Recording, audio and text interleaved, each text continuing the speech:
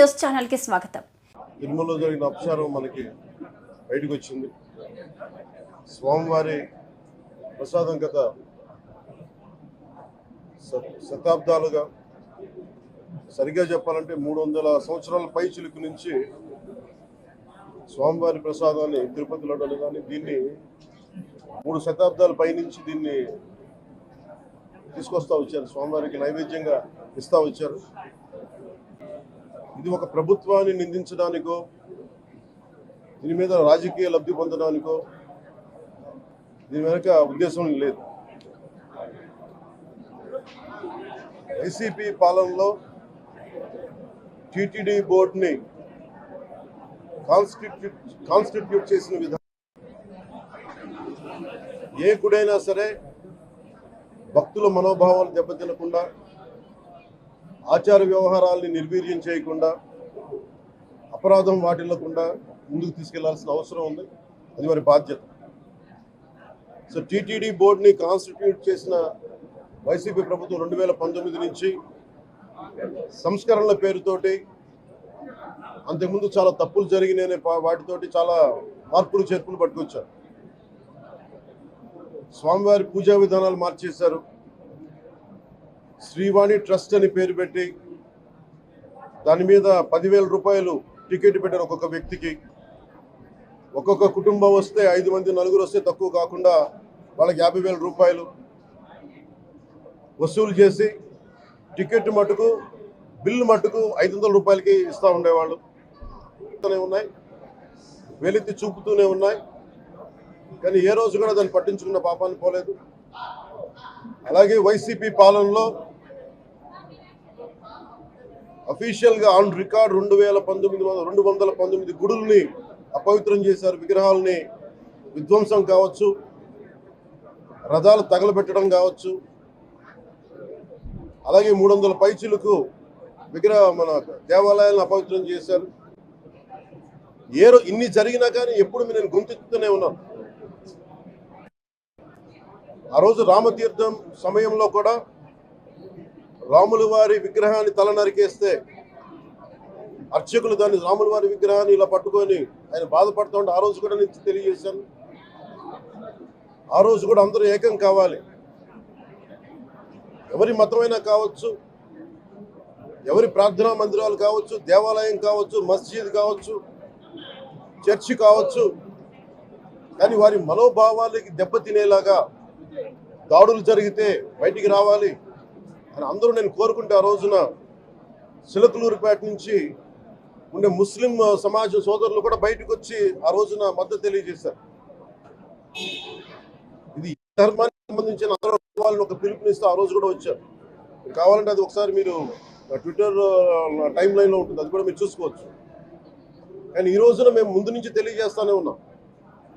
చాలా అవకతవకలు జరుగుతూ ఉన్నాయి, ప్రసాదాలు కల్తీ జరుగుతూ ఉన్నాయి, సరిగ్గా లేవు, ప్రసాదం నాణ్యత పోయింది, డబ్బులు కలెక్ట్ చేస్తున్నారు, రిసిప్ట్లు ఇవ్వట్లేదు.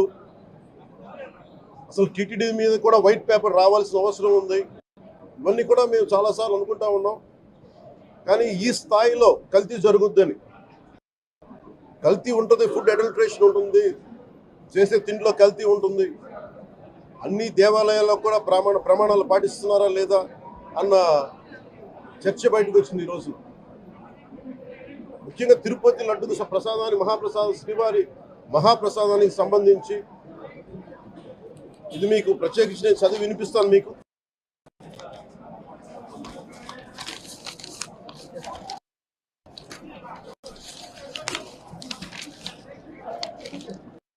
ఈ రిపోర్ట్ ప్రత్యేకించి centre for analysis and learning in livestock and food of the national dairy development board వారికి శాంపుల్స్ పంపిస్తే ఇది స్టాండర్డ్ వాల్యూ లిమిట్స్ ఎలా ఉండాలి అని వాళ్ళు చెప్పారు. ఏం చెప్పారంటే, pure milk fat shall have a reading between pure milk fat shall have a reading between 95.68 to 104.32, but all the ghee samples had values around 20. which means the ghee is highly adulterated. దాని subsequent టేబుల్లో సహజంగా నెయ్యిలో అదే తప్పు. అలాంటిది దీంట్లో ప్రత్యేకించి తెలియజేసింది సోయాబీన్ ఉంది, sunflower, olive oil, rapeseed, linseed, wheat germ, maize germ, cottonseed, coconut, palm ఆయిల్తో పాటు fish oil, beef tallow, lard. Fish oil మీకు తెలిసిందే, చేప నుంచి ఎక్స్ట్రాక్ట్ చేసిన నూనె. బీఫ్ టాలో అంటే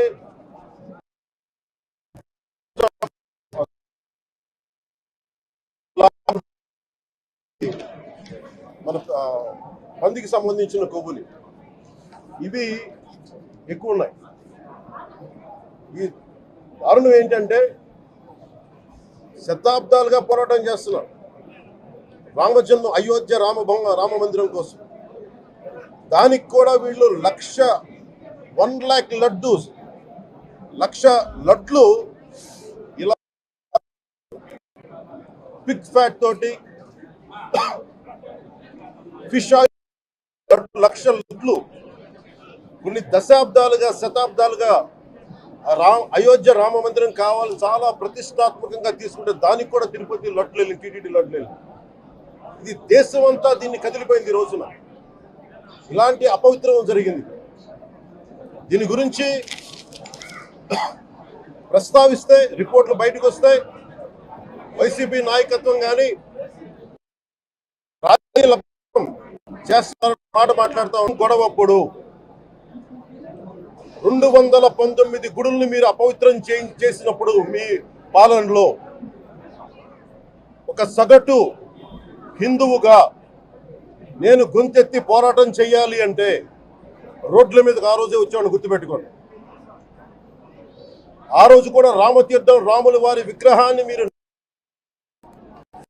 అర్చకులు చేసినప్పుడు ఉంది, కానీ ఆ రోజు కూడా దాన్ని రాజకీయ పరంగా మేము తీసుకెళ్ళా. దోషులకి శిక్ష పడాలి. వీళ్ళెవరో కనుక్కోండి, ఈ రోజు వరకు మీరు పట్టించుకోవాలా. ఇది మేము చెప్తూనే ఉన్నాం. నిజంగా చేయాలంటే ఈ ప్రస్తావన ఎందుకు తీసుకొస్తున్నానంటే సమాజంలో అస్థిరత లేదంటే డిస్హార్మనీ క్రియేట్ చేయడానికి మేము లేవు ఇక్కడ. కానీ తప్పు జరుగుతుంటే, దాడులు జరుగుతూ ఉంటే, అపవిత్రం చేసుకుంటా వెళ్ళిపోతే చూస్తూ ఎవరు కూర్చోం. తప్పు, అది కూడా తప్పు అవుద్ది. ఫండమెంటల్ కాన్స్టిట్యూషనల్ ఫండమెంటల్ ఇది. ప్రతి వ్యక్తికి వారి ధర్మాన్ని ఆచరించే హక్కు ఉంది. ఎవరన్నా వచ్చి ఆ ధర్మాన్ని పాడు చేసే హక్కు ఎవరికి లేదు. ఫండమెంటల్ రైట్ ఇది. ముఖ్యమంత్రి గారు సార్, ఇది ప్రభుత్వం, మన కొత్త ప్రభుత్వంలోకి వచ్చాం. ఇది వెండెట్టా ప్రభుత్వం కాదు, ఇది పగా ప్రతీకారాల ప్రభుత్వం కాదు ఇది. కానీ తప్పు జరుగుతుంటే మటుకు చేతులు కట్టుకొని చూసే ప్రభుత్వం కూడా కాదు. అది మీకు చాలా పగడ్బందీగా తెలియజేస్తున్నాను విషయం. అలాంటిది ఆ మీద ఎన్నో మాట్లాడినా మేము ఎప్పుడు మాట్లాడలా. రామతీర్థం గురించి జరిగినప్పుడు కూడా మేము మాట్లాడలా. కానీ ఈ రోజున రిపీట్ అయిపోతున్నాయి మిస్టేక్స్. అలవాటైపోయింది. ఇప్పుడే ఫుల్ స్టాప్ టు దిస్. దీంట్లో ఒకరు నిందించట్లా. టీటీడీ బోర్డు ఉంది, వైసీపీ కాన్స్టిట్యూట్ చేసిన టీటీడీ బోర్డు ఉంది. వైవి సుబ్బారెడ్డి గారు ఉన్నారు టీటీడీ చైర్మన్ గా. టీటీడీ ఈవోగా ధర్మారెడ్డి గారు ఉన్నారు. మళ్ళీ వాళ్ళు కాకుండా కొత్తగా వచ్చారు. ఈ 5 సంవత్సరాలు ఈ బోర్డు ఏం చేస్తా ఉంది? ఈ టీటీడీ బోర్డుని మేము ప్రశ్నిస్తున్నాం. మీరు బయటికి రండి. ఏం చేసి ఉండాల్సింది వచ్చినప్పుడు మీరు పంపించండి ల్యాబ్స్కి. మీకు ఎవరైతే తప్పులు చేశారో వారి మీద మీరు చర్యలు తీసుకోండి చెప్పాలి. కానీ తప్పులు చేసిన వాళ్ళని వెనకేసుకొచ్చే విధానం ఏంటో నాకు అర్థం కావట్లేదు. దాన్ని మార్చుకోవాలి. అంతేగాని మీరు అస్థిరత చేసే ఆలోచన కానే కాదు. ఇదే మీరు ఊహించండి. మీద జరిగిన దేశం అల్లకల్లోలం చేసేస్తారు. ప్రపంచం అంతా మాట్లాడతారు. గ్లోబల్ న్యూస్ అయిపోద్ది. కానీ దేశంలో కోట్లాది మంది హిందువులు ఈ సెక్యులర్ వ్యవస్థకు విఘాతం అంటే హిందువులకి మనోభావాలు ఉండవా? ఇది ఒక్కరు నిందించట్లా, అసలు మీరు ప్రస్తావన చేయకూడదు, ఇది తప్పు, ఇది మాట్లాడకూడదంటే ఎట్లా? ఇదే వేరే మతానికి మీరు అన్వయిస్తారా? నేను అన్ని మతాలని సమానంగా గౌరవించేవాడిని, ఇస్లాంని గౌరవించేవాడిని, క్రిస్టియానిటీని గౌరవించేవాళ్ళం మేమందరం. సనాతన ధర్మం అని మొత్తుకుంటున్నాం. దేనికి సనాతన ధర్మం అంటే? సనాతన ధర్మానికి ఒకరు ప్రారంభించింది కాదు, ఇది ఒక వ్యక్తి ఒక కూర్చోబెట్టి ఒకరు స్టార్ట్ చేసింది కాదు. ఇది కొన్ని వేలాది సంవత్సరాలుగా అన్ని మతాలని, అన్ని విశ్వాసాలని అలింగనం చేసుకున్న నేల ఇది.